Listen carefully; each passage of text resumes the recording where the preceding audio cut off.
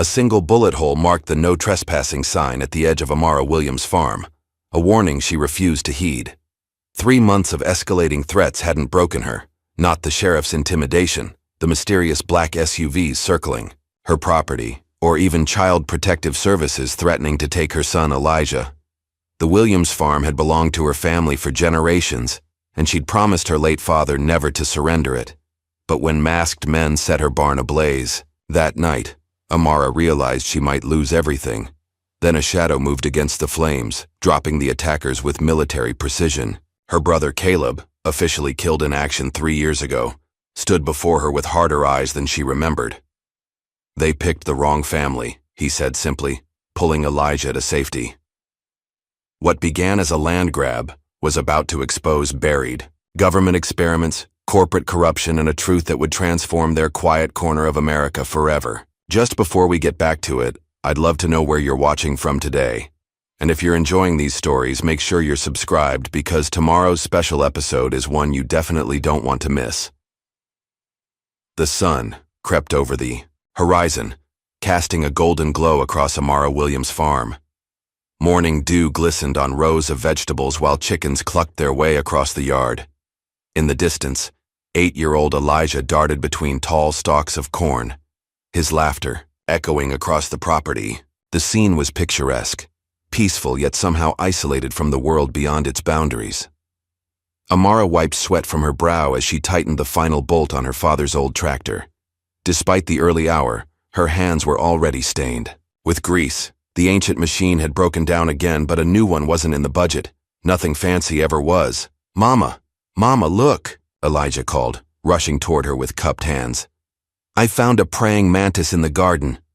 Amara smiled, setting down her wrench to examine his discovery. "That's a good sign, baby. They eat the bugs that would hurt our crops." She watched, her son's eyes light up with curiosity. Being both mother and teacher since pulling him from school last year had its challenges, but moments like these made it worthwhile. "Can we add it to my science journal?" Elijah asked, carefully transferring the insect to a jar with air holes. "Perfect for today's lesson," Amara nodded. "Go set up your workspace on the porch, and I'll be there in 20 minutes to start your lessons." As Elijah scampered off, Amara returned to the tractor. Her father's voice seemed to float around her as she worked. "This land is our bloodline, Amara. Never let go of what's truly yours." Those words had become her mantra since inheriting the 20 acres of farmland 2 years ago after his passing. The crunch of tires on gravel pulled her attention to the driveway. An old pickup truck rumbled toward the house, raising dust in its wake. Amara recognized it immediately and felt her shoulders relax. "Miss Williams?"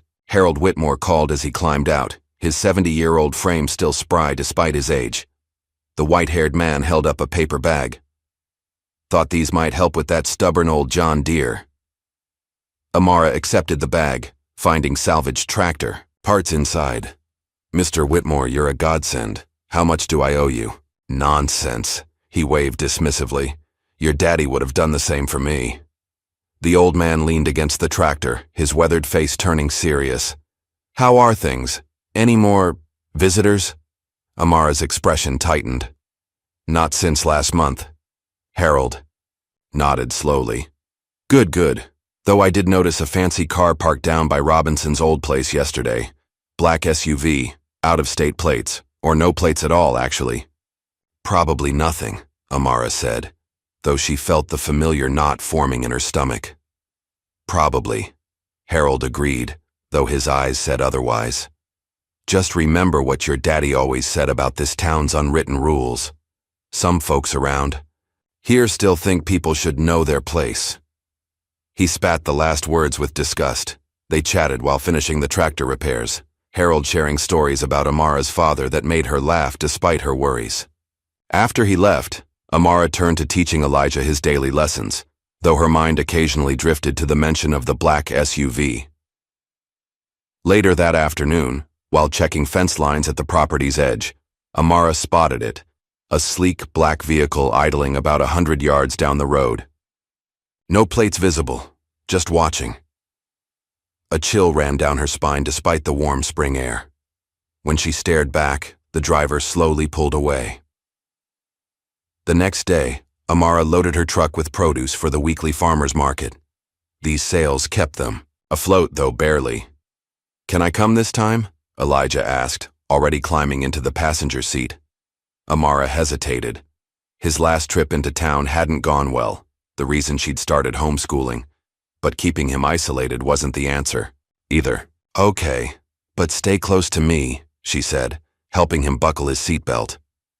The town square bustled with Saturday activity when they arrived. Amara set up her modest stand among the other vendors, arranging tomatoes, zucchini, and fresh eggs with careful precision. "Well, look who's here," a woman's voice called out. Lisa Turnbull, whose family owned the large commercial farm north of town, approached with a tight smile. "Amara, honey, still working that little plot of yours? Bless your heart for trying." "Business is good, Lisa," Amara replied evenly. "People appreciate knowing where their food comes from. I'm sure they do." Lisa's gaze drifted to Elijah, who was arranging bundles of herbs. "And how's the boy? Heard he's not in school anymore." "Such a shame." "He's learning just fine," Amara said, her voice cooling. "Top of his class, actually." Lisa's smile didn't reach her eyes. "Of course he is." As Lisa walked away, Amara noticed several people watching their exchange. Some quickly averted their eyes when she looked in their direction. Others whispered behind cupped hands. "Mama," Elijah tugged at her sleeve, "can I get water from the fountain?" The water fountain stood just across the square, close enough to watch him. "Straight there and back, okay?" Amara kept one eye on her son while helping customers. He reached the fountain without incident, but as he finished drinking, 3 older boys approached. Though she couldn't hear what was said, their posture told her everything. One boy bumped Elijah roughly, another knocked his cap off. When Elijah bent to retrieve it, a third boy scooped up dirt and flung it at him. Amara was already moving when she saw Elijah gasp and reach for his inhaler. She pushed through the crowd, heart pounding. "Back off!" she shouted, reaching her son and pulling him close. The boys scattered, but not before one called back a word that made her blood boil. As she helped Elijah with his inhaler, a heavy shadow fell across them. Sheriff Dale Horton stood there, thumbs hooked in his belt loops, watching with cold eyes. "Problem here, Miss Williams?" he asked, his voice deceptively casual. "Just some boys roughhousing," she replied, meeting his stare directly. "Seems like trouble follows some folks," he observed. "Might want to keep a closer eye on your boy, or better yet, put him back in school where he belongs." "We're fine, Sheriff," Amara said, her arm protective around Elijah's shoulders. "Thank you for your concern." The sheriff's mouth twitched. "Just doing my job. By the way, heard you had some irrigation issues last month. Shame how equipment fails sometimes, isn't it?" The implied threat hung in the air as he walked away. That evening, Amara sat at her kitchen table surrounded by bills, property taxes, medical insurance, Elijah's asthma medication, equipment repairs. The numbers refused to add up no matter how she adjusted them. A corner of the table held 3 separate offers to buy her land, all for less than half its value. All from shell companies she suspected were fronts for the same buyer. Each promised financial relief and a fresh start elsewhere. Amara pressed her palms against her tired eyes. A developer had been buying up properties around town for years, mostly from Black and Hispanic families facing hard times. Her father had rejected their offers repeatedly. Now they were after her. Elijah appeared in the doorway in his pajamas. "Are we going to be okay, Mama?" Amara quickly gathered the bills into a pile. "Of course we are. Come here." She pulled him onto her lap, though at 8 he was getting almost too big for it. "This land is our bloodline, remember? It's everything your grandpa worked for and his daddy before him." "But what if we can't keep it?" he asked, his small face serious beyond his years. "We will," she promised, though the words felt hollow. Against the mountain of debt before her. Later that night, a knock at the door startled Amara from half-sleep on the couch. She grabbed the baseball bat from behind the door before checking the peephole. Harold Whitmore stood on her porch, swaying slightly. The smell of whiskey was evident when she opened the door. Mr. Whitmore, everything okay? Had to warn you, he slurred, leaning heavily against the doorframe. They're back, Amara, the land scouts, sniffing around town again. Land scouts? Men in suits, asking questions, offering cash under the table for information about properties, about yours specifically. He grabbed her arm with surprising strength. Your daddy stood up to them, cost him dearly. Be careful. Girl! After Harold left, Amara locked the door and double-checked all the windows. She couldn't shake the feeling of being watched. The next morning, she found an unusual envelope in her mailbox. No postmark, no return address, just her name in block letters. Inside was a military-issue dog tag wrapped in a cloth stained with what looked disturbingly like dried blood. She recognized it immediately, her brother Caleb's. The one word scrawled on the cloth made her breath catch. Hold on. Caleb had been declared killed in action 3 years ago. His body never recovered. Yet here was his dog tag, delivered by hand with a message. Was it possible? Or was this some cruel trick? That night, unable to sleep, Amara found Elijah sitting by his bedroom window staring out at their fields bathed in moonlight. Couldn't sleep? She asked, sitting beside him. He shook his head. Mama, are they going to take our farm? The directness of his question caught her off guard. Who told you that? I heard those boys in town. They said the sheriff is going to kick us off our land. His voice trembled. Is that true? Amara pulled him close, feeling a fierce protectiveness surge through her. Listen to me, Elijah. This is our home. Nobody is taking it from us. I promise you that. As she held her son, tears filled her eyes.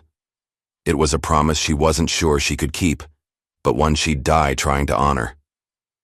The pounding on the front door came at 6 in the morning, so aggressive that pictures rattled on the walls. Amara, who had barely slept, jolted upright from the kitchen table where she'd been drinking coffee and staring at Caleb's dog tag. Sheriff's Department, open up! Elijah appeared in the hallway, eyes wide with fear. Amara motioned for him to stay back as she approached the door. 2 deputies stood on her porch, Reynolds and Dawkins, both wearing expressions of practiced indifference. Can I help you? Amara asked, keeping her voice steady.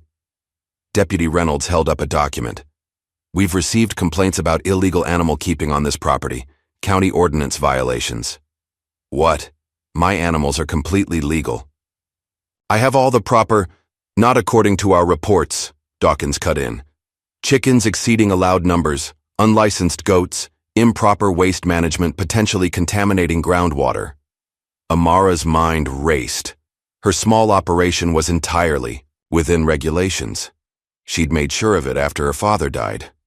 This is ridiculous. I can show you my documentation. Save it for the hearing, Reynolds interrupted. You're looking at fines up to $20,000 unless these violations are addressed immediately. The amount hit like a physical blow. 20,000 might as well be 20 million. Of course, Dawkins added with false concern, if maintaining this property has become burdensome, there are other options. I understand you've received purchase offers. The implication was clear: sell or be bankrupted by fabricated violations. I'll see you at the hearing, Amara said coldly, closing the door before they could respond. She leaned against it, trembling with rage, until Elijah's small voice broke through. Are they going to take our animals? No, baby, she assured him, though her mind was calculating worst-case scenarios. This is just a misunderstanding. The next morning brought a more devastating blow. Amara woke before dawn as usual, but when she stepped outside to begin chores, the sight before her stole her breath. The irrigation system her father had spent years perfecting lay in ruins, pipes smashed, water spraying uselessly across the yard. The chicken coop door hung open, birds scattered.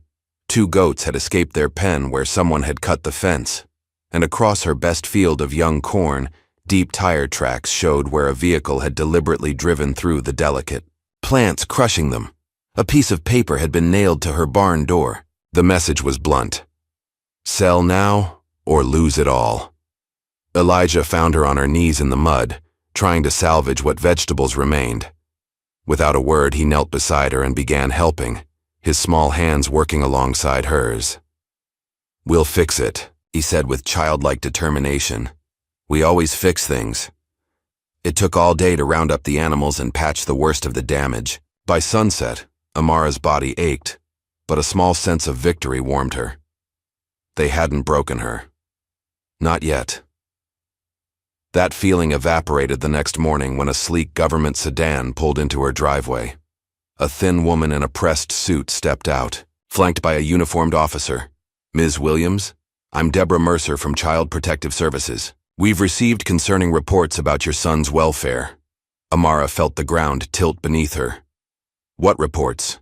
"Allegations of educational neglect, unsafe living conditions, and possible exposure to hazardous materials."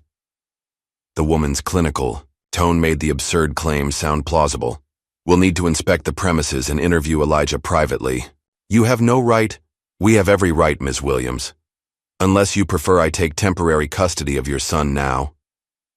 The next hour passed in a blur of invasive questions and note-taking as the CPS worker inspected every corner of their home. Elijah sat stiffly at the kitchen table, answering questions with growing distress while Amara was forced to remain silent. Just as Mercer began suggesting Elijah should come with her for further assessment, the front door burst open. Carmen Jackson, Amara's oldest friend and the town's only black mechanic, strode in with a folder clutched in her hand. "Before you continue," Carmen announced, her voice carrying the authority of her 6-foot frame, "you might want to review these documents." She slapped the folder on the table. Complete homeschool registration with the state, Elijah's academic progress report certified by a licensed educator, and medical records confirming his physical health. Also, dated photographs documenting this home's appropriate living conditions. Carmen turned to the officer.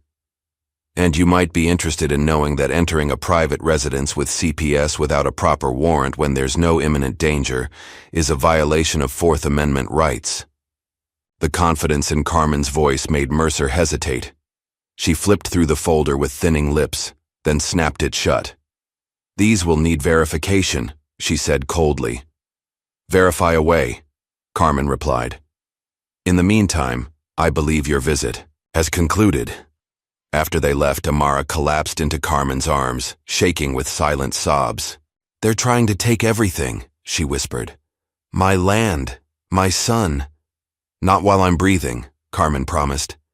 "They've done this before, targeting single parents, especially single mothers of color with valuable property. But they picked the wrong woman this time." The following days brought a painful routine: damage in the morning, repairs by evening. Each time Amara fixed something, another problem would appear. Through it all, she and Elijah worked side by side, rebuilding fences, replanting damaged crops, reinforcing animal enclosures. "You're stronger than most grown men I know," Amara told him one evening as they finished mending a fence. The physical labor had given her son a determined set to his jaw that reminded her painfully of Caleb. "I have to be," he replied with simple certainty. "It's just us." The words squeezed her heart. Since Caleb's supposed death, they'd been alone in their struggle. Harold helped when he could, and Carmen had become their fiercest ally. But ultimately, it was just mother and son against increasingly powerful enemies. Speaking of Carmen, the news came 3 days after the CPS visit. Carmen's garage had burned to the ground overnight. Electrical issue, the fire department claimed, though Carmen had recently rewired the entire building herself. The timing wasn't coincidental. Just the day before, Carmen had fixed Amara's truck for free, allowing her to make deliveries to her remaining customers. "This is getting dangerous," Amara told Carmen when she visited the charred remains of the garage. "Maybe you should distance yourself from me for a while." Carmen laughed bitterly. "Sugar, they've been trying to run me out of business since I opened 10 years ago. Only difference now is they're not pretending anymore." She kicked at a blackened tool. "Besides, what kind of friend would I be if I abandoned you now?" The monthly town meeting should have been routine.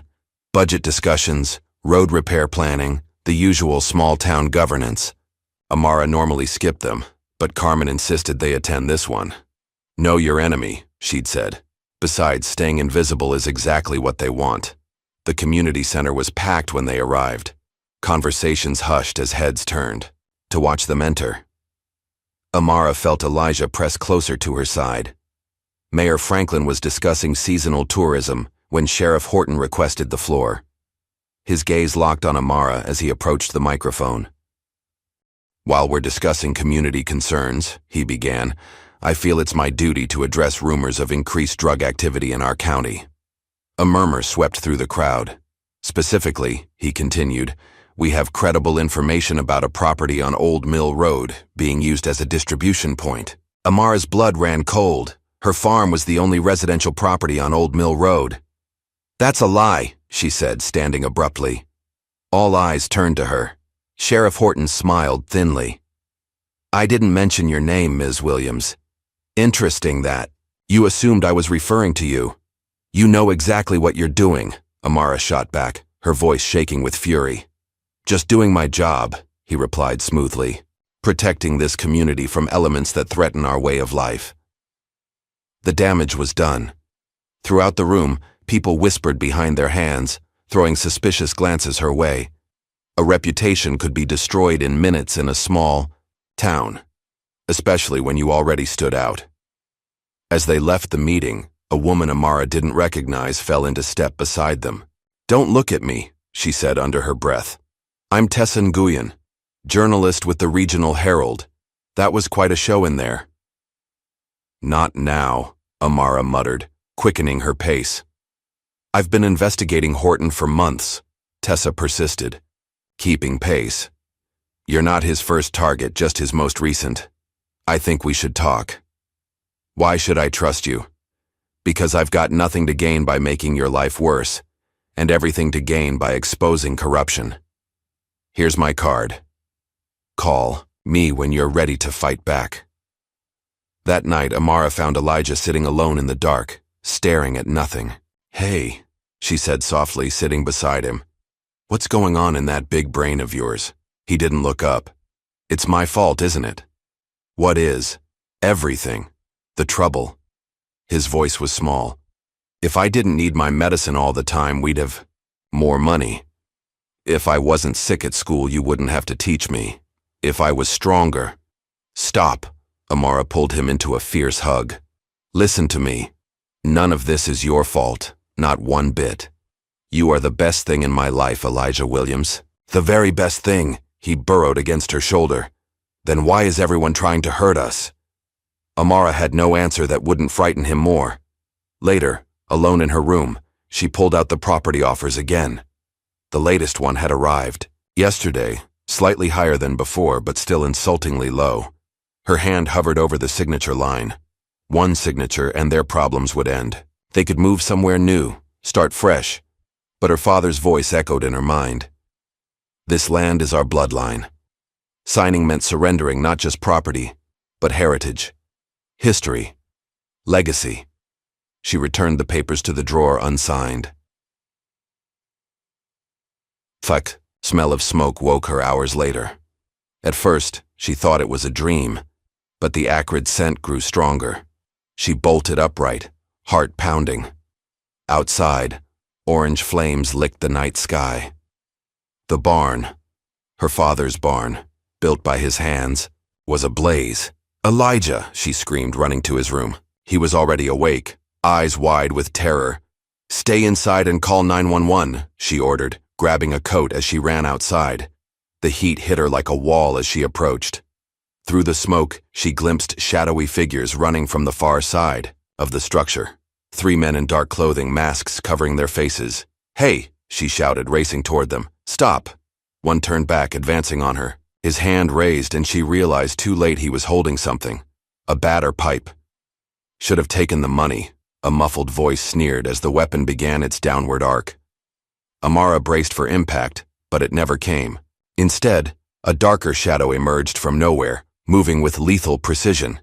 The attacker crumpled without a sound. The other 2 men froze, then turned to run, only to be dropped by swift, silent blows. As flames illuminated the farmyard, Amara stared at the newcomer in disbelief. Tall, muscular, with familiar eyes and a harder face than she remembered. "Caleb?" she whispered, reaching out a trembling hand. Her brother nodded once, his expression grim. "Told you to hold on." The barn's flames cast an orange glow across the farm as Amara stared at her brother in disbelief. 3 years. 3 years since the military officers had stood on her porch with solemn faces. 3 years of believing Caleb Williams was buried in some unmarked grave overseas. Yet here he stood, solid and real, his familiar eyes set in a harder face than she remembered. "Caleb?" she whispered again, her voice breaking. "How?" A crash from the burning barn interrupted her question. The roof was collapsing, sending embers spiraling into the night sky. In the distance, sirens wailed. "Questions later," Caleb said, his voice deeper than she remembered. He nodded toward the unconscious men on the ground. "They'll have backup. We need to move." Before Amara could respond, Elijah burst from the house, inhaler clutched in one hand. He froze at the sight of the strange man standing with his mother. "Uncle Caleb?" he asked in a small voice. For the first time, emotion cracked Caleb's stoic expression. "Hey, little man," he said softly. "You've grown." The boy moved cautiously, forward as if approaching a ghost. When he was close enough, Caleb dropped to one knee, meeting his nephew at eye level. Elijah reached out tentatively, touching Caleb's face with trembling fingers. "You're real," he whispered. The sirens grew closer. Caleb rose swiftly. "Inside, now." Once in the kitchen, Caleb closed all the blinds and checked each exit with practiced efficiency. He moved like a predator, silent and alert. When he finally joined them at the table, Amara couldn't hold back any longer. "They told us you were dead," she said, tears streaming down her face. 3 years, Caleb. 3 years of mourning you." Caleb's jaw tightened. "In many ways, I was dead. And I needed to stay that way to protect you both." "Protect us? From what?" Amara demanded. "From the people I crossed paths with during my last mission. People who wouldn't hesitate to use my family as leverage." He glanced toward the window where blue lights now flashed in the distance. "People like the ones trying to force you off this land." "You sent the dog tag," Amara said, the pieces finally clicking into place. Caleb nodded. "When I heard about the trouble here, I knew I had to come. Been watching the farm for 2 days, learning their patterns." "Uncle Caleb was in the army," Elijah said proudly, his fear momentarily forgotten. "He fought bad guys, special forces," Caleb corrected gently. "And sometimes the bad guys wear uniforms too, little man." The fire department arrived, followed by Sheriff Horton's cruiser. From the window, they watched the firefighters battle the blaze while Horton surveyed the property with calculating eyes. "He's looking for me," Caleb observed. "Those men worked for him." "For the sheriff?" Amara asked, shocked despite everything. "Not exactly. Horton's just a puppet. He works for people with bigger plans." Caleb turned away from the window. "The harassment, the threats, the CPS visit. It's all connected to Vanguard Dominion. The land development company, the one that's been buying up properties. They're more than that," Caleb said grimly. "Much more, and they won't stop until they get what they want." "My land?" Amara asked. "What's underneath it?" Before he could explain further, a knock at the door made them all tense. Caleb motioned for them to stay back as he approached, drawing a knife from a hidden sheath. "Ms. Williams, Fire Department, need to ask you a few questions." Amara moved to answer, but Caleb held up a hand. "It's a setup," he whispered. "Trust me." Instead of opening the door, he led them to the back of the house and out through a window. They circled around to the edge of the property where Caleb had stashed a nondescript sedan. "Get in," he ordered. "We'll come back when it's safer." As they drove away, Amara looked back at the farm, her heritage, her home, illuminated by the dying fire and emergency lights. She felt both heartbroken and strangely unburdened. With Caleb back, she was no longer fighting alone. They checked into a motel 30 miles away, paying cash.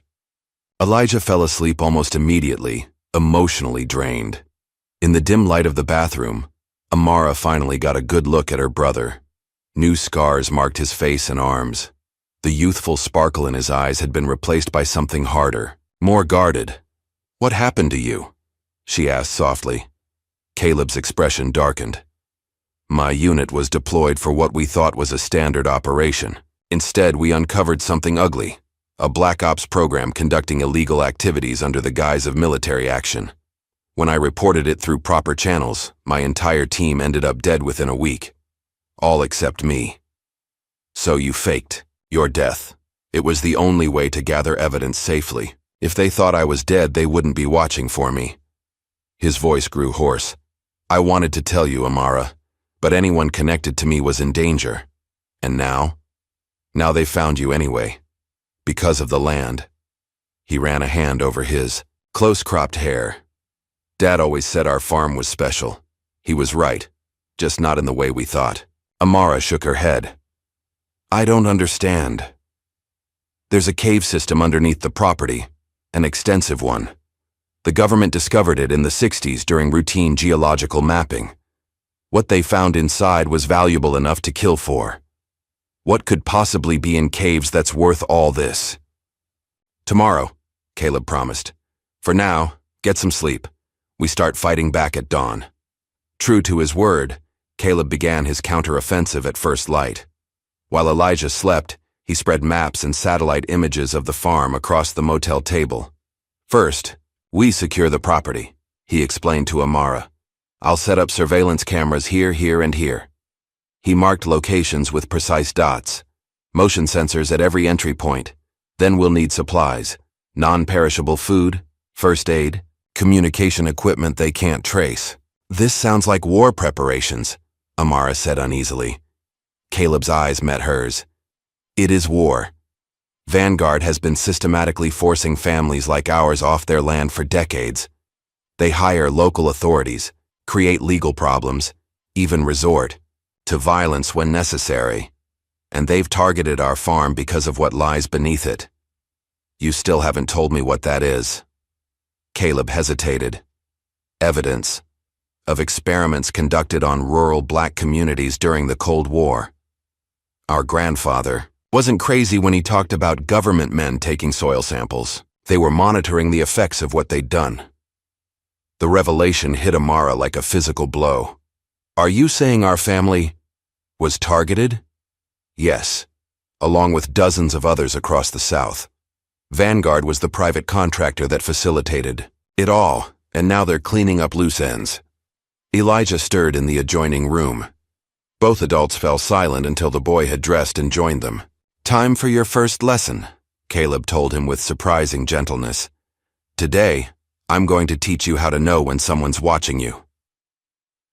Over the next 3 days, Caleb transformed their small family into a tactical unit. He taught Amara how to spot surveillance vehicles, how to move without being tracked, how to handle herself if confronted. For Elijah, the lessons were framed as games, spotting changes in environment, moving silently, finding hiding places. "Uncle Caleb," Elijah asked during a practice drill, "were you a superhero in the army?" Caleb's laugh held little humor. "Nobody. Just a soldier who learned some hard lessons." "Will you teach me to fight like you?" Caleb exchanged a glance with Amara before kneeling to meet Elijah's eyes. "Fighting is a last resort, little man. First you learn to think, to observe, to plan. The best warriors win without throwing a single punch."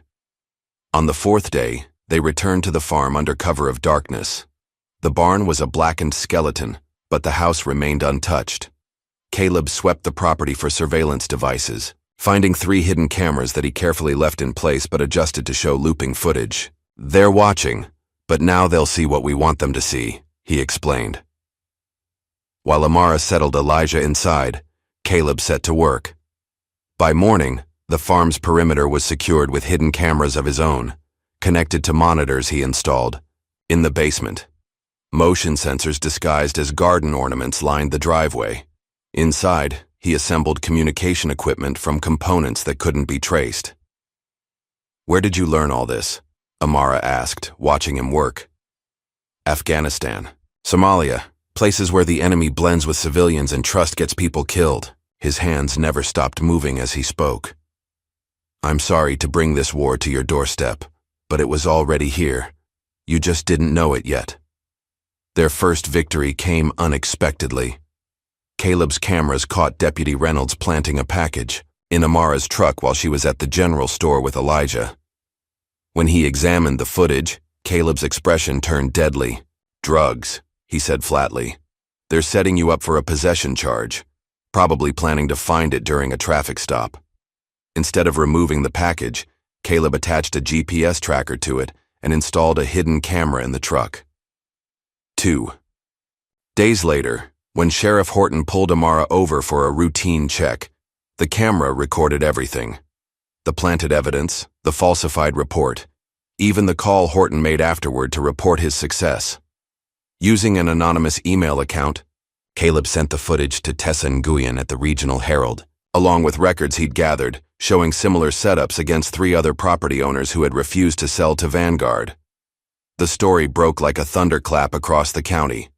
Though Horton denied everything, the footage was damning. For the first time, doubt crept into the community's perception of their sheriff. "It's a start," Caleb said as they watched the news coverage. "But Vanguard won't give up so easily. If anything, they'll escalate." He was right. The harassment became more subtle, but more pervasive. Deliveries to the farm mysteriously disappeared. Amara's bank account showed unexplained holds. Even Elijah's asthma medication was suddenly out of stock at every pharmacy within 50 miles.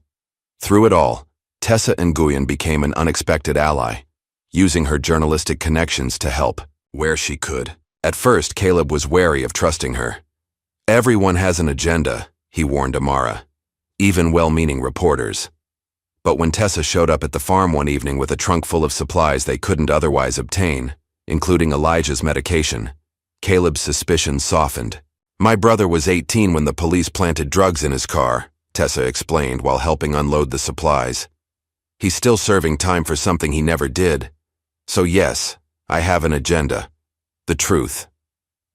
That night, while Amara put Elijah to bed, Caleb and Tessa pored over documents she'd uncovered showing the connection between Vanguard Dominion, Sheriff Horton, and a shell company that had purchased 7 properties surrounding the Williams farm. "They're creating a buffer zone," Caleb realized. "Isolating you completely," Tessa nodded grimly. "And they've done it before in 3 other counties. Always the same pattern. Target an area, apply pressure, eliminate holdouts, then buy everything at rock-bottom prices." "But why this land specifically?" Tessa pressed. "What makes it worth all this effort?" Caleb hesitated, weighing how much to reveal. Finally, he decided on trust. "Come with me tomorrow night," he said. "I'll show you." Under a full moon, Caleb led Amara and Tessa to the far corner of the property, where a dilapidated well stood half-hidden by overgrowth. Elijah remained at the house under Carmen's watchful eye, the 2 of them playing board games with the curtains drawn. "Dad always told us never to play near this well," Amara recalled as they approached. "Said it was unstable. He was protecting us," Caleb replied, removing the seemingly solid concrete cap to reveal a metal ladder descending into darkness. "This isn't a well. It's an entrance."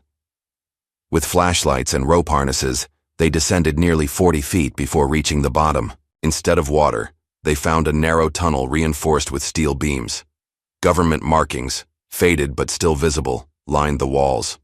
"Cold War era," Caleb explained, his voice echoing. "When the government was obsessed with finding underground facilities that could withstand nuclear attack." The tunnel stretched before them, disappearing into the darkness. As they walked, the passage widened into a series of chambers. What they found inside stole their breath. Rusty barrels lined the walls, each marked with military codes and hazard symbols. Abandoned equipment, medical in nature, lay scattered across metal tables. Filing cabinets stood against the far wall, their contents long since removed, except for a few scattered papers. "What is this place?"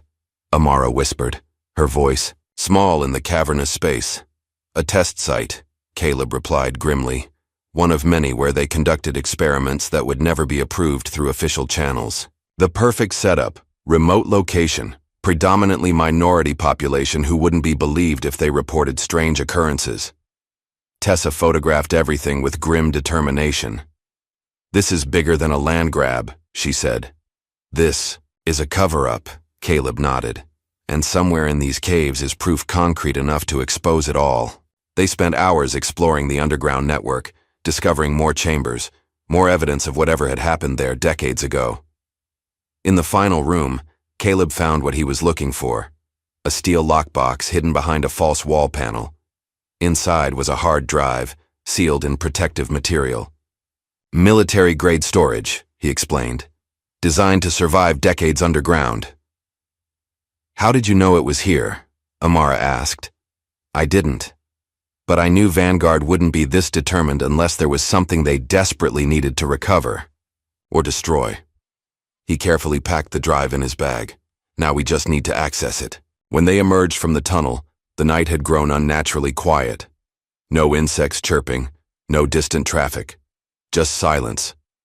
"Something's wrong," Caleb whispered, drawing a weapon Amara hadn't realized he was carrying. They approached the house cautiously. Through the windows they could see Carmen and Elijah still playing games, seemingly unaware of any danger. But Caleb's instincts screamed warning. "Take the back trail to Carmen's truck," he instructed the women. "Drive straight to the motel. Don't stop for anything." "What about you?" Amara demanded. "I'll get Elijah and Carmen out. Trust me." As Tessa and Amara slipped away, Caleb circled the house, checking each of his security feeds through a handheld device. The cameras showed nothing unusual, which itself was suspicious. The woods surrounding the property should have registered some wildlife movement. His suspicions were confirmed when he spotted fresh tire tracks behind the storage shed. Too narrow for a car, perfect for ATVs. Someone had scouted the property, careful to avoid his sensors. Caleb entered through the cellar door, moving silently up to the main floor. His appearance in the kitchen doorway startled Carmen and Elijah. "Uncle Caleb," Elijah began excitedly, but Caleb held a finger to his lips. "We need to leave," he whispered. "Right now. No questions." To her credit, Carmen asked none, simply gathering Elijah's jacket and medicine. They were halfway to the door when headlights swept across the front windows. Multiple vehicles pulled into the driveway, doors slamming as men deployed around the house. "Sheriff's Department, we have a warrant." Caleb's mind raced through options. "Back door," he decided. "Stay low." They had just reached the kitchen when the front door burst open. Deputies poured in, weapons drawn. Caleb pushed Carmen and Elijah into the pantry. "Whatever happens, get him to his mother," he whispered to Carmen before closing the door. Then he stepped into the open, hands raised. "Looking for me?" he called. Sheriff Horton entered last, a triumphant smile spreading across his face when he spotted Caleb. Well, the ghost returns." He gestured to his men. "Secure him." "On what charges?" Caleb asked calmly, allowing himself to be surrounded. "Trespassing for starters, identity fraud, and I'm sure we'll find evidence connecting you to various terrorist watch lists. After all, you've been officially dead for 3 years. Horton's smile widened. "Amazing what a man might do when no one knows he exists. Sounds like you've thought this through." "Oh, I have. Your sister's made quite a nuisance of herself. But family loyalty is admirable, even if misguided." Horton glanced around. "Speaking of family, where is the boy?" "Safe. From you," Caleb replied coldly. Horton's face hardened. "Search the house," he ordered his men. "Find the kid." As 2 deputies moved toward the kitchen, Caleb made his move.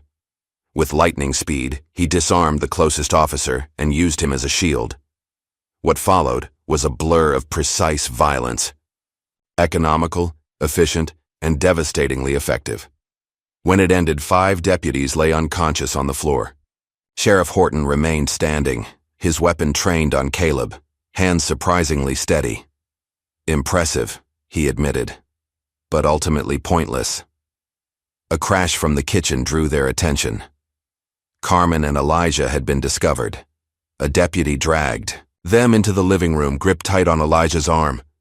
"Let the boy go," Caleb said, his voice deadly quiet. Put down your weapon first, Horton countered. The standoff stretched for 3 heartbeats before Caleb lowered his gun. This isn't his. Fight. Smart choice. Horton nodded to the deputy who released Elijah but kept Carmen restrained. Now, Mr. Williams, let's discuss what you found down in those caves. The sun was rising by the time Amara realized something had gone terribly wrong. She and Tessa had reached the motel safely, but there was no sign of Caleb, Carmen, or Elijah. Calls went unanswered, text messages undelivered. We need to go back, Amara insisted, already heading for the door. Tessa blocked her path. That's exactly what they'll expect. We need a different approach. That's my son out there. And if you rush in blindly, you'll be arrested too. Then who helps him? Tessa's voice softened. Caleb trusted us with this. She pointed to the hard drive they'd recovered. There must be a reason. Reluctantly, Amara agreed to wait long enough to examine their discovery. Tessa connected the drive to her laptop, but her hopes quickly faded. It's encrypted. Military-grade protection. She sighed. We need a specialist. We don't have time. For that, Amara protested. Actually, we might. Tessa made a call, speaking in hushed tones before hanging up with a satisfied nod. My cousin works in cybersecurity. He'll meet us in an hour. While they waited, Amara paced the room, alternating between fear and fury. When a knock finally came at the door, Tessa opened it to reveal a young man carrying a laptop case. This better be worth it, he grumbled. I'm missing a job interview. Lives are at stake, David, Tessa replied, gesturing to the hard drive. Can you crack it? David examined the device with growing interest. Cold War-era storage with modern encryption layered on top. Someone updated the security protocols regularly. He glanced up. This will take time. How much time? Amara demanded. Hours, maybe days. We don't have days. My son is... Her phone buzzed with an incoming text from an unknown number. We have your boy. Hard drive for his safety. Abandoned. Factory on Route 16. Noon. Amara showed the message to Tessa, who frowned. It's a trap. Of course it is, Amara agreed. But what choice do we have? While David worked on cracking the encryption, Amara and Tessa formed a desperate plan. They needed allies, people Horton and Vanguard wouldn't suspect. Their first stop was Carmen's network of friends, mostly service workers, farmhands, and others who operated in the background of town life. People who saw everything but were rarely seen themselves. Carmen's been arrested, Amara explained, to the small group gathered in a back room of the local diner. They have my son, and they'll keep taking from all of us unless we stand together. To her surprise, these people needed little convincing. Each had their own story of harassment, intimidation, or injustice at the hands of Sheriff Horton and his deputies. That man gave my brother 6 months for a broken taillight, one woman said bitterly. They seized my cousin's property over a permit issue nobody else gets cited for, added another. By noon, they had assembled a small but determined coalition. Through them, Amara learned that Carmen was being held at the county jail on fabricated charges. Elijah was reportedly with Sheriff Horton himself at the abandoned factory, the meeting point for the exchange. As Amara prepared to leave for the rendezvous, David called with unexpected news. I've accessed part of the drive, he reported. It's worse than you thought. These aren't just random experiments, they were targeted. The government tested experimental compounds on specific communities, mostly minorities, tracking effects across generations. My father always said the land made people sick, Amara recalled, a chill running through her. After heavy rains, when the water would rise from deep underground, the compounds are still there, in the soil and groundwater. That's why Vanguard wants the land, not to develop it, but to contain evidence of what happened there. Armed. With this knowledge, Amara and Tessa approached the abandoned factory with a new understanding of the stakes. Their coalition members had spread throughout the town, positioned to document everything and intervene if necessary. Sheriff Horton waited inside the main warehouse, flanked by 2 deputies. Elijah sat on a chair nearby, unnaturally still, but apparently unharmed. Mama, he called when she entered, starting to rise before a deputy's hand on his shoulder forced him back down. "It's okay, baby," she assured him, though her heart pounded painfully. "Everything's going to be okay." Horton stepped forward. "The hard drive. Where is it?" "Safe," Amara replied, "and copies have been made." The sheriff's confident smile faltered slightly. "You're bluffing." "Am I?" "Right now, your communication systems are experiencing technical difficulties." "Isn't that strange?" Tessa added, checking her watch. "And in about 2 minutes, someone from the State Attorney General's office will receive an anonymous tip about irregularities in county property seizures." These were calculated bluffs, but Horton's expression suggested they'd hit close to the mark. Before he could respond, his radio crackled. "Sir, we have a situation at the station. Someone's released footage of the Williams arrest. It's all over social media." Horton's face darkened. "Who authorized—" "Sir, it gets worse. There's a call recording, too, between you and someone at Vanguard." This was no bluff. While Amara had distracted Horton, their coalition had been busy. Carmen's young cousin, a computer whiz with a grudge against the sheriff's department, had accessed the station's poorly secured servers. For the first time, Horton looked rattled. "This changes nothing," he snapped.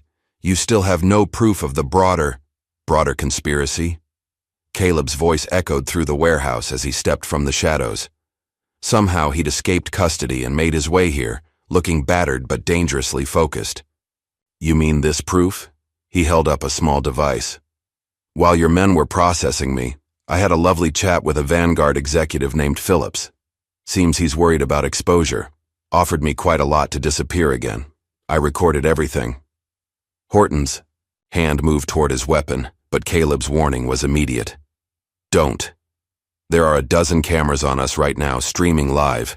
Make the wrong move, and the whole world sees it." Another bluff, but an effective one.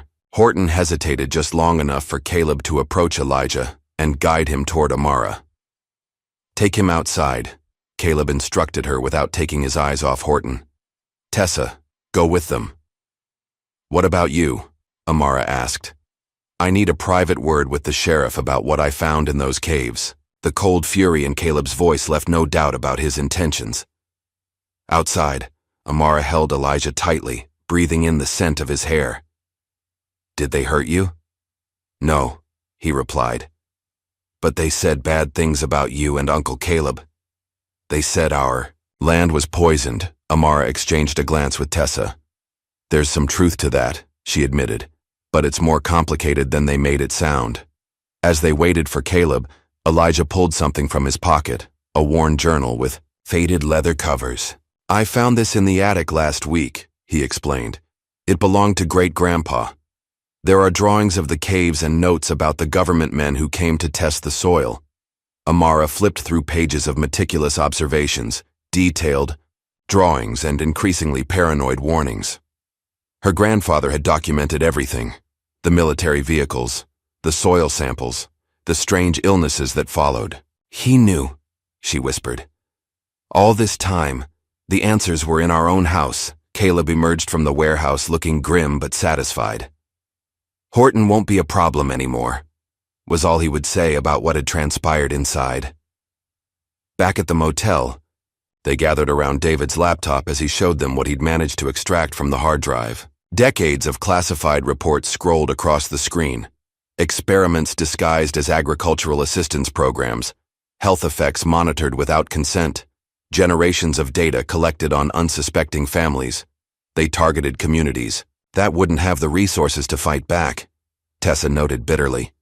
Places where complaints could be dismissed as paranoia or superstition. "My father suspected something," Amara said, still clutching her grandfather's journal. "That's why he was so adamant about keeping the land. Not just for heritage, but for evidence." "And now we have it," Caleb confirmed.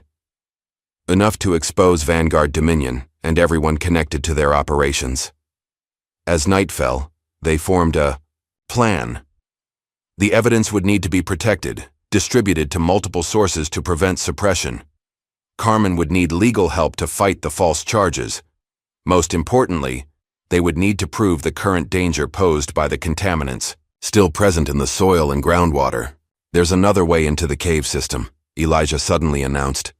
Everyone turned to him in surprise. Great-grandpa's journal shows a map. There's an entrance by the old lightning-struck oak tree. The boy's discovery proved invaluable. The next day, while Horton struggled to contain the growing scandal, Caleb and Tessa explored the second entrance to the underground complex. What they found exceeded their worst expectations. Deep within a previously undiscovered chamber lay equipment far more modern than the Cold War-era technology in the main caves. Someone had been monitoring the site recently, taking samples, updating records, observing the long-term effects of whatever had been buried there. This isn't just a historical cover-up, Tessa realized as she photographed everything. They're still collecting data, still using people as unwitting test subjects. When they returned to the surface, Caleb's expression was thunderous. "Tomorrow we take the fight to them," he declared. "No more reacting, no more defense. Vanguard Dominion has controlled the narrative long enough." That night, as Amara tucked Elijah into bed at the motel, he asked a question that broke her heart. "Are we ever going home again?" She smoothed his hair back from his forehead. "I don't know, baby. The farm. It might not be safe anymore." "Because of what's in the ground?" "Yes." Elijah considered this with a seriousness beyond his years. "Then we'll make a new home, somewhere they can't find us." Amara kissed his forehead, fighting back tears.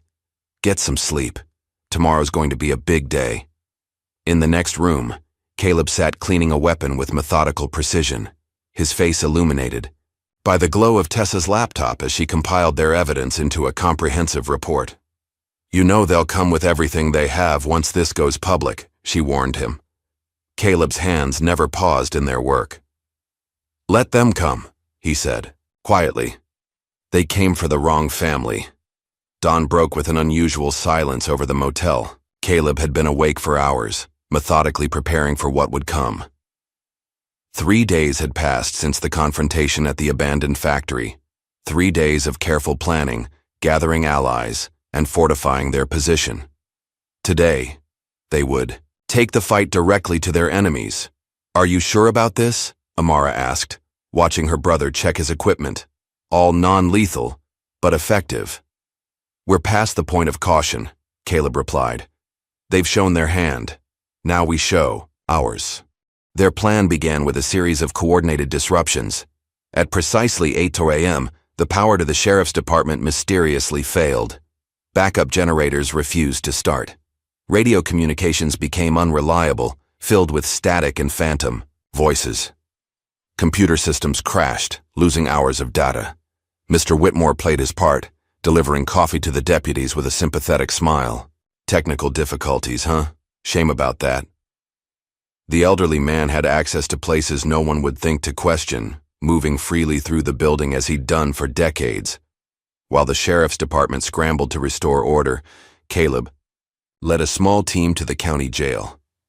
Using security codes provided by Carmen's cousin who worked in maintenance, they bypassed the main entrance. The night guard, no fan of Sheriff Horton after being repeatedly passed over for promotion, conveniently took an extended bathroom break. Carmen sat up in surprise when her cell door slid open. "Took you long enough," she said with a grin. "Topic was hell," Caleb replied, handing her a change of clothes. "We have 3 minutes before the cameras come back online." They slipped out through the laundry room, leaving behind a simple note on the guard's desk. Justice. Across town, Tessa was implementing the second phase of their plan. Her exposé on Vanguard Dominion had gone live at midnight, a comprehensive investigation linking the corporation to suspicious land grabs nationwide. By morning, it had been picked up by major news outlets. Vanguard Criminals was trending on social media, comment sections filled with similar stories from communities across the country. The article featured Amara prominently, a single mother fighting to protect her heritage against corporate corruption. The story resonated far beyond their small town, drawing attention from state officials and civil rights organizations. Within hours, the governor's office issued a statement promising an investigation. Sheriff Horton watched his carefully constructed, world crumbling from his office window. The power had been restored, but the damage was done. Carmen's escape was an embarrassment. The exposure of his connection to Vanguard threatened everything. His phone rang constantly. Reporters, officials, angry citizens demanding answers. When it rang again, he answered with a snarl. "What?" "You've failed me, Sheriff." The voice belonged to Senator Grayson, Vanguard's silent partner. "I warned you what would happen if this situation wasn't contained." "I can still fix this," Horton insisted. "No, you can't." The senator's tone was ice.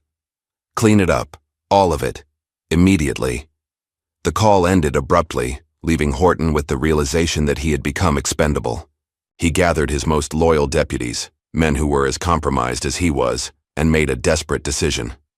"We're executing the warrant at the Williams farm. Tonight." Full tactical response. Deputy Reynolds shifted uncomfortably. "Sir, with all the attention on us right now." "That's exactly why we move now," Horton cut him off. "While they're distracted with their media circus, we seize the property, secure those caves, and destroy whatever evidence remains." "And the family?" another deputy asked. Horton's expression darkened. "They've been deemed domestic terrorists. We respond accordingly." Caleb had anticipated this reaction. While Carmen recovered at a safe house, he, Amara, and a small group of trusted allies prepared the farm for the coming assault. The land that had sustained generations of their family would now become their fortress. "They'll come from the main road," Caleb explained, pointing to a hand-drawn map.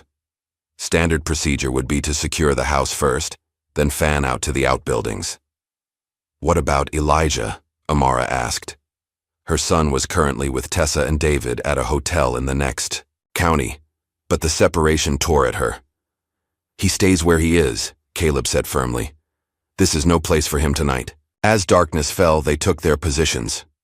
Mr. Whitmore and two other elderly farmers, men whose presence on country roads would raise no suspicion, parked their trucks strategically to monitor approaching vehicles. Carmen's network of friends established a perimeter of watchful eyes. Amara surveyed the farm that had defined her entire life, now transformed into a battleground. "Dad would never have believed this," she murmured. "I don't know," Caleb replied. "He always said this land was worth fighting for, just didn't know how literal that would become." At 11:42 p.m., the warning came through their makeshift communication system. Multiple vehicles approaching, lights off. The battle for the truth was about to begin. Sheriff Horton led the convoy personally, 12 men in total, armed as if for war. They parked half a mile out and approached on foot, using the cover of darkness and the surrounding woods. Their first indication that they'd been anticipated came when they triggered Caleb's perimeter alarms. Simple but effective tripwires connected to wind chimes. "They know we're coming," Reynolds whispered. "Doesn't matter," Horton replied. "We outnumber them." What Horton failed to understand was that Caleb had spent years training for asymmetrical warfare. The farm had been prepared with the same attention to detail he'd used to protect forward operating bases in hostile territory. As the deputies advanced, they encountered a series of obstacles. Hidden pits covered with brush, noise traps that disoriented them, even sprinkler systems rigged to spray a mixture of water and farm chemicals that burned the eyes and skin. "What the hell is this?" one deputy coughed, eyes streaming. "Keep moving," Horton ordered. When they finally reached the farmhouse, they found it dark and seemingly deserted. Horton signaled for his men to surround it. "Breach on my mark." The front door splintered under the impact of a battering ram. Deputies poured in, weapons raised, only to find empty rooms. No furniture, no people. Just battery-powered speakers that suddenly blared with deafening sirens, disorienting the intruders. Outside, Caleb's counterattack began. From hidden positions around the property, he and his allies used non-lethal tactics, flashbang devices salvaged from his military days, high-powered spotlights that blinded night vision equipment, and smoke canisters that made accurate movement impossible. In the confusion, deputies fired wildly, hitting nothing but air and tree trunks. Their formation broke down as panic set in. 3 men retreated to the vehicles. 2 more became separated in the smoke. Amara, positioned in the old corn silo with a clear view of the chaos, watched with a mixture of pride and horror as her brother systematically dismantled a supposedly professional police operation. When the smoke cleared, 7 deputies had fled the scene entirely. The remaining 5, including Horton, found themselves surrounded by Caleb's group, farmers and townspeople, armed with nothing more threatening than pitchforks and shotguns, but determined in their stance. "This ends now," Caleb announced, emerging from the shadows. "Your backup isn't coming. Your communications have been jammed, and every second of this is being recorded for the world to see." Sheriff Horton, cornered and desperate, raised his weapon. "I'm still the law here." "Not anymore," came a new voice. State police vehicles appeared on the main road, lights flashing. The governor's investigation had moved faster than anyone anticipated, spurred by Tessa's reporting and evidence provided by David from the hard drive. As Horton was taken into custody by state authorities, he spat one final warning at Caleb. "You have no idea what you've done. Vanguard doesn't lose. They'll send others." Caleb leaned in close. "I'm counting on it." During the confusion, one of Horton's deputies, a man Caleb hadn't accounted for, slipped away unnoticed. He made it to a hidden satellite phone and delivered a simple message.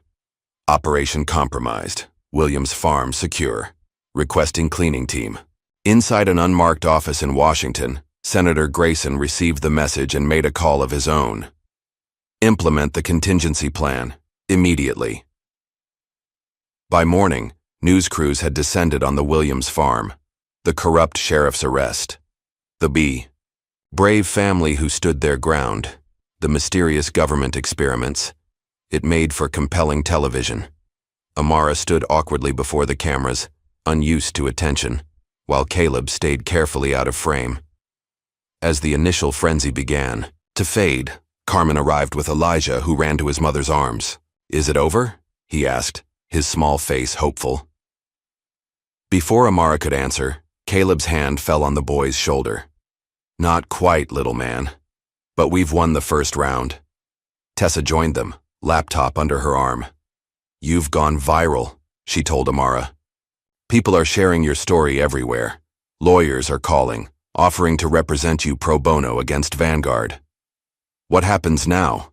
Carmen asked. "Now," Caleb said firmly, "we prepare for their countermove. Because it's coming."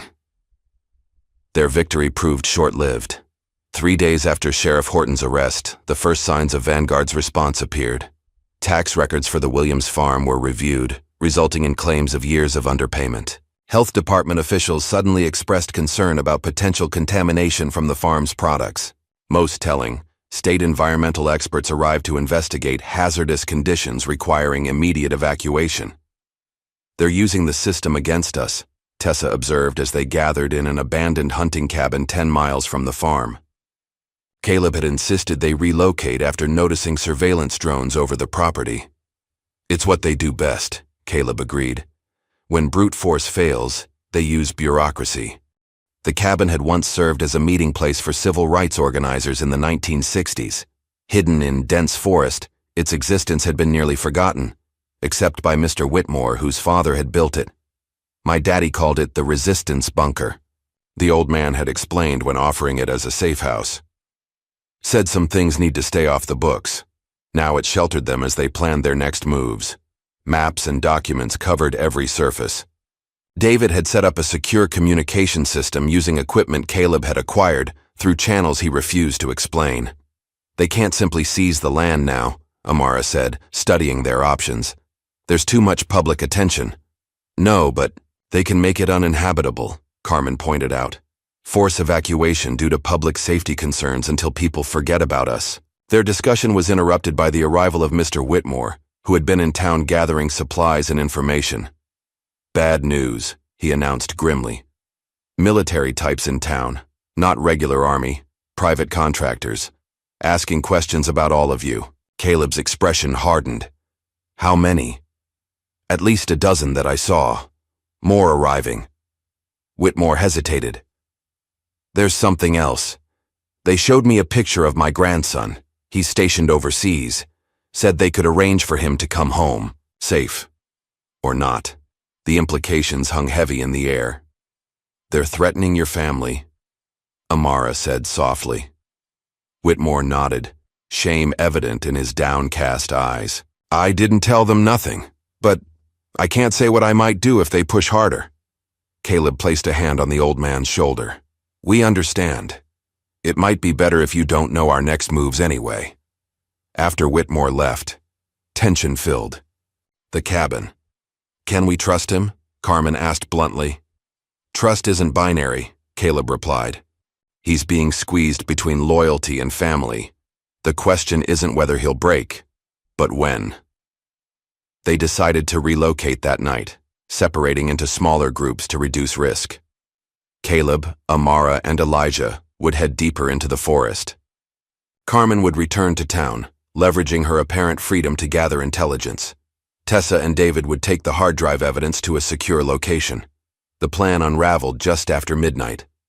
As they prepared to leave, headlights swept through the trees. Vehicles surrounded the cabin. Radio chatter indicated a full tactical team.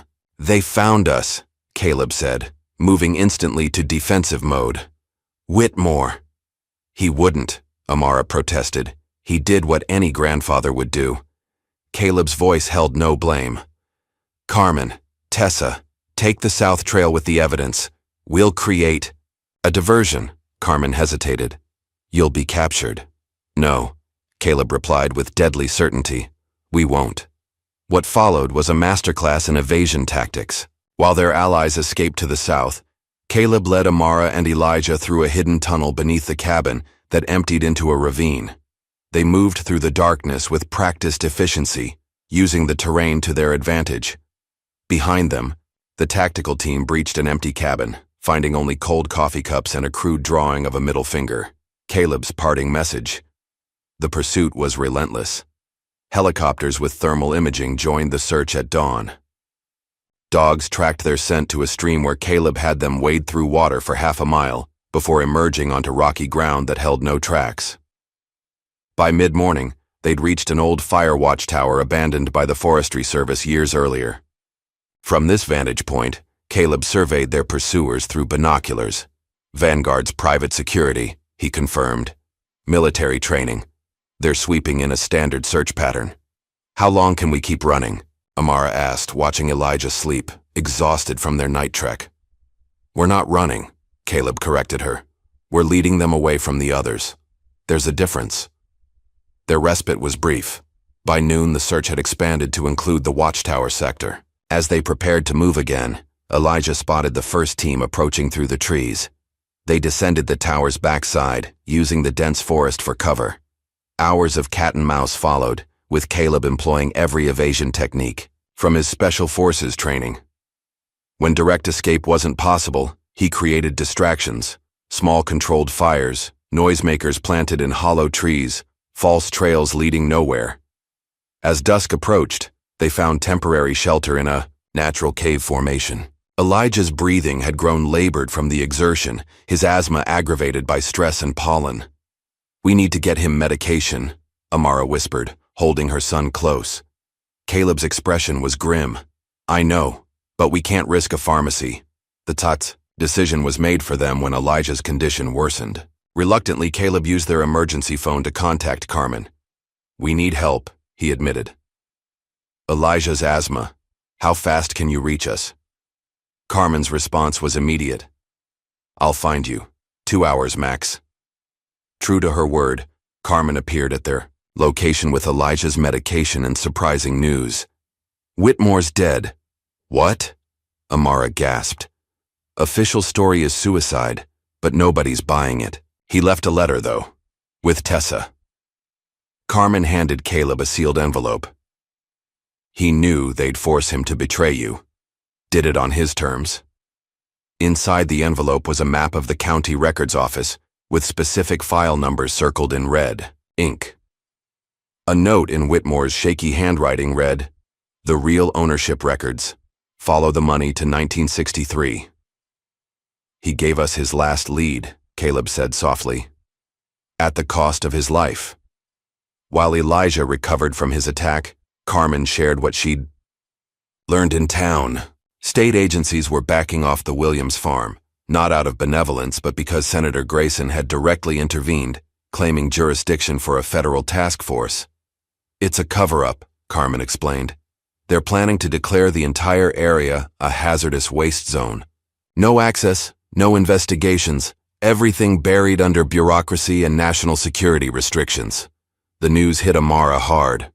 So we lose either way. Even if we keep the land, we can't live there. Not necessarily, Caleb said, studying Whitmore's. These records might prove the government knew about the contamination all along. If we can establish that they deliberately poisoned the land and covered it up, then it becomes the biggest environmental racism case in history, Tessa finished, having arrived during their discussion. Class action lawsuit material, hundreds of families affected across generations. Their planning was interrupted by a distant crack, a twig snapping under weight. Caleb motioned for silence, moving to the cave entrance with practiced stealth. Company, he whispered. Multiple hostiles.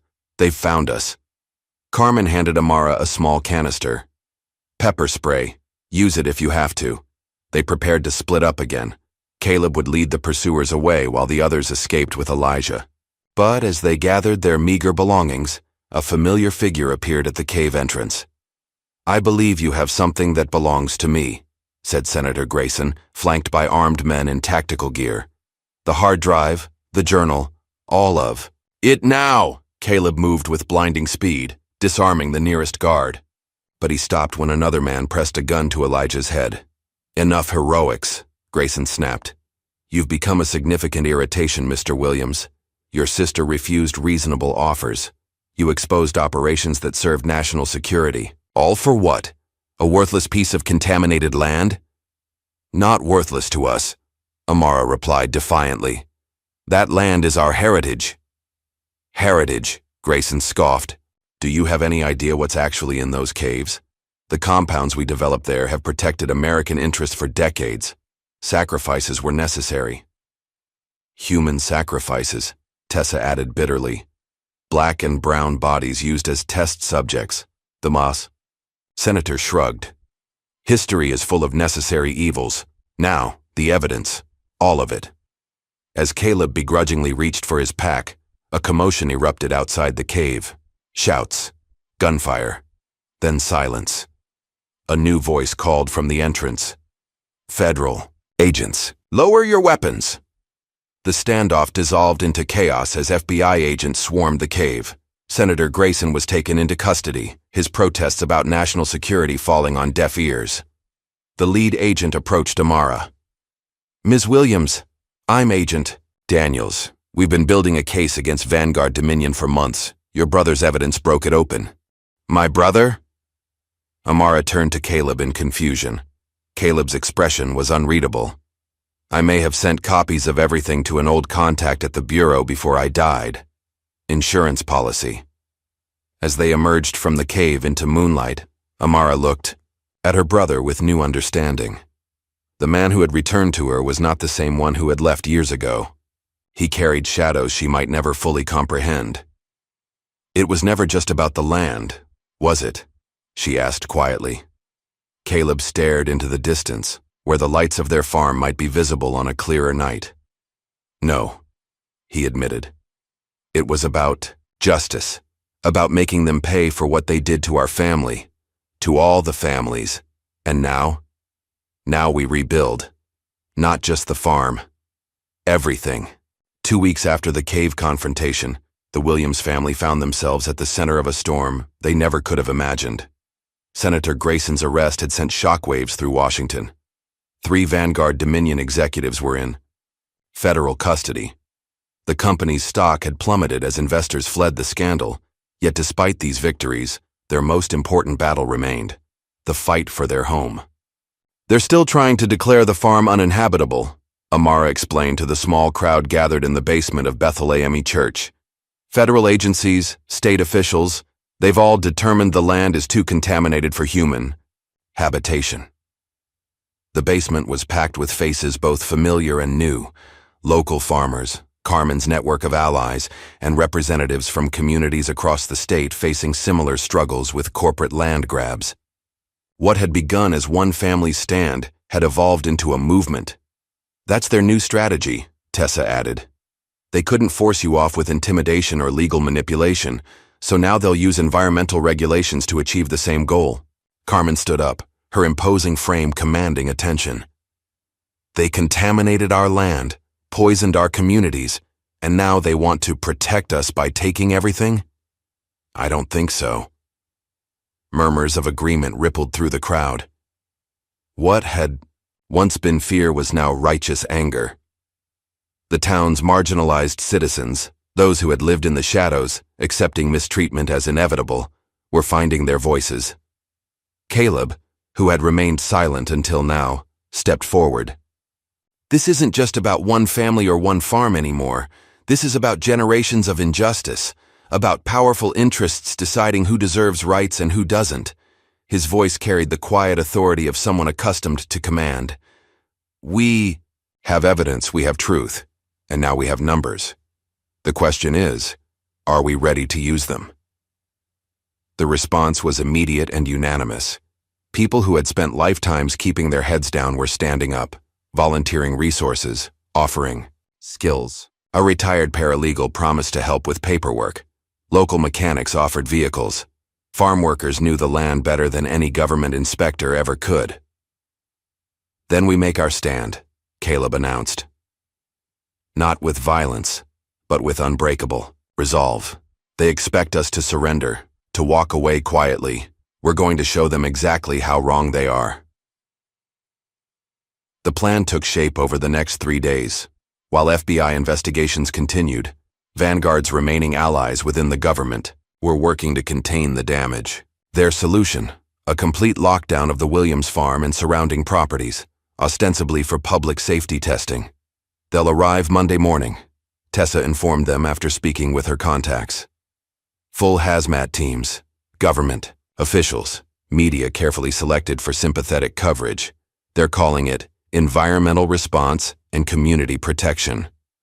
More like evidence removal and cover-up procedures, Carmen muttered. Caleb studied the satellite maps of the property. Then we need to be in position Sunday night. Once they establish a perimeter, it'll be too late. Sunday evening saw a remarkable migration to the Williams farm. People arrived in small groups, taking back roads and forest paths to avoid detection. By nightfall, over 100 community members had assembled, setting up a peaceful but determined human barrier around the property. Elijah watched in amazement as the farm transformed. Tents appeared in the fields. Cooking fires dotted the landscape. Children played while adults established watch points and communication networks. For the first time in his young life, he saw his mother's land as more than just their isolated home. It was becoming the heart of a community. "Uncle Caleb," he asked, finding his uncle checking security cameras. "Are all these people here for us?"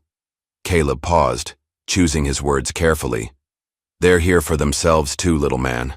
Sometimes people need a rallying point. Something that represents all the injustices they've faced. Right now, that's our farm." Dawn on Monday revealed the full scale of their resistance. Community members had formed concentric circles around the property, arms linked, many wearing T-shirts hastily printed with "Our Land, Our Truth." Local churches had provided food and water stations. Handmade signs declared, "Justice for Williams. Farm and no more cover-ups." When the government convoy arrived, led by hazmat vehicles and followed by news vans, they found not a deserted property to quietly cordon off, but a massive, peaceful demonstration. At the center of it all stood Amara, Caleb, and Carmen, flanked by community leaders both black and white. The official in charge, a stern woman from the Environmental Protection Agency, approached the human chain with visible frustration. "This area has been designated for emergency environmental assessment. You're obstructing a federal operation." Amara stepped forward. "This farm has been in my family for generations. If there are environmental concerns, we have the right to independent testing before any government action." "The contamination has already been confirmed," the official countered. "By the same government that caused it?" Tessa emerged from the crowd, press credentials visible. That seems like a conflict of interest. As cameras rolled, the confrontation escalated. Officials threatened arrests. Community members held firm. What the government had planned as a quiet takeover was becoming a media spectacle they couldn't control. The standoff might have turned violent if not for an unexpected development. 3 black SUVs arrived, and from them emerged a team of attorneys, representing the NACP Legal Defense Fund, Environmental Justice Alliance, and the Civil Liberties Union. My clients are exercising their constitutional rights to peaceful assembly and protection of property, announced the lead attorney. Furthermore, we've filed an emergency injunction against any federal action pending independent environmental assessment. The officials retreated to regroup, visibly rattled by the organized resistance and legal intervention. What followed was a day of tense negotiations, with the community refusing to disperse and the government unwilling to risk the optics of mass arrests. By sunset, a compromise had been reached. Independent environmental experts would be permitted to test the land, alongside government officials. No action would be taken until results were verified by both parties. Most importantly, the Williams family would retain access to their property throughout the process. As the crowd celebrated this small victory, Caleb remained vigilant. "This isn't over," he told Amara quietly. "They've just changed tactics again." His suspicion proved justified. That night, as most supporters returned to their homes, Caleb's security system detected movement at the far edge of the property, near the cave entrance. Silent figures in tactical gear were establishing positions around the farm. "They're going to raid tonight," he realized. While everyone's guard is down, Amara's face hardened with resolve. "Then we'll be ready." Through their network of allies, word spread rapidly. Within an hour, supporters began returning to the farm. This time, they came prepared for a night watch. Headlights illuminated the property as trucks and cars formed a protective circle. Spotlights were positioned to eliminate hiding places. Inside the house, Caleb briefed a core group of defenders. "They want the caves, access to whatever's still hidden down there. We need to hold them off until morning, when the media and lawyers return." Carmen had transformed the kitchen into a command center, coordinating lookouts via walkie-talkies. Tessa was live-streaming everything, ensuring that any aggression would be broadcast instantly to thousands of followers. The attack came at 2:17 a.m., a coordinated push from multiple directions. Black-clad figures emerged from the darkness, expecting to encounter sleeping protesters. Instead, they found the farm ablaze with light and buzzing with activity. "Federal agents," they announced, though their lack of identifying markings told a different story. "This is a matter of national security." Caleb recognized the tactics immediately. "Vanguard contractors," he told Amara, "last-ditch effort to secure the site." What followed was not the easy operation the intruders had planned. At every turn, they faced passive resistance, bodies linking arms, cameras recording their every move, witnesses ready to document any violence. When they attempted to approach the cave entrance, they found it blocked by a human chain 3 rows deep. Their commander, frustrated by the unexpected resistance, made a critical error. He ordered his men to use force to clear a path. The moment the first protester was shoved to the ground, dozens of phones captured the assault. Tessa's livestream viewer count jumped into the thousands. Within minutes, social media exploded with outrage. By dawn, the tide had turned completely. News helicopters circled overhead. The attempted night raid had backfired spectacularly, generating precisely the attention Vanguard had hoped to avoid. When official FBI vehicles arrived to investigate, reports of unmarked federal agents, the contractors were caught in an untenable position. The farm had held. The caves remained secured. And most importantly, the truth could no longer be buried. As morning sunlight bathed the property, Amara found Caleb sitting alone on their father's old porch swing, watching the activity with tired eyes. "You did it," she said, joining him. "You saved our land." Caleb shook his head. "No, we all did. Everyone who stood with us." For the first time since his return, Amara saw her brother truly smile. Not the tight, controlled expression he usually wore, but something genuine that reached his eyes. "Dad would be proud," she whispered. "Of you," Caleb corrected. "You held on when most would have broken. You kept his legacy alive." As they sat together watching their supporters celebrate, Elijah appeared with a handful of wildflowers he'd picked from the edge of the fields. "For the land," he explained, scattering them on the porch steps like an offering. "Great-grandpa's journal said we should always thank the earth for taking care of us." The summer heat had given way to autumn's gentle coolness by the time the IA final investigations concluded. The Williams farm stood at the center of the largest environmental justice lawsuit in the nation's history. Thousands of families across multiple states had joined the class action against both Vanguard Dominion and the federal government. The independent testing had confirmed what they already knew. Decades of secret military experiments had left chemical compounds in the soil and groundwater. But the findings had also revealed something unexpected. Nature was healing itself. In areas left undisturbed, microorganisms had evolved to break down the contaminants. The land was slowly recovering. On a crisp October morning, Amara stood in the center of what had once been their cornfield. Now it held rows of wooden crosses and stone markers, a memorial to those who had suffered over generations. "In remembrance of those who were not asked," read the central monument, "May truth bring healing." Behind her, a crowd gathered for the dedication ceremony. Families whose loved ones had died from mysterious cancers and respiratory diseases. Communities whose complaints had been dismissed as paranoia. People seeking acknowledgement after decades of being ignored. "My grandfather always said something was wrong with the water," an elderly woman told Amara, clutching her hand. "Nobody believed him. They called him crazy. Now we know."